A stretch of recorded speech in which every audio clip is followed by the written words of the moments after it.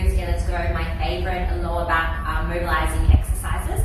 If you're getting some stiffness in your lower back, perhaps in the morning or after a long day at work, then these are my 3 favorite things for you to do, just to loosen up the muscles and also to get some more movement in the spine. So the first one is a child's pose stretch. It's pretty much you're going to have your knees together, dropping your bum back towards your heel, or you can put a pillow underneath there to hold you up if you need, and you're just reaching long and strong. You're going to hold that for about 30 seconds, and then I like to walk my hands towards the right to get a side stretch, and then I also like to walk the other way as well. Best to do that on a nice firm surface, so like the round or some carpet.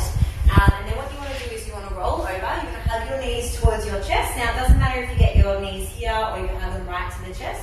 And what that does is just open up your lower back joints. That's a really nice, gentle stretch. And then you can draw some little circles with your knees. So you're getting some movement into the disc spaces at the back. And then you're going to reverse your circles. You can do small circles. You can do big circles, whatever feels nice and comfortable. And then lastly, I drop my legs down and I do a couple of window wipers with my knees. Again, it's nice and gentle, getting movement into the lower back. Drop my legs off to one side, getting a nice side stretch. So again, you can hold this for about 30 to 60 seconds, and then dropping down on the other side to give the other side a nice stretch. These exercises I really love to do, particularly in the morning when I wake up, or maybe before I'm going to bed, just to ease that tension off from a hard day's work. So give those exercises a go and let us know if you have any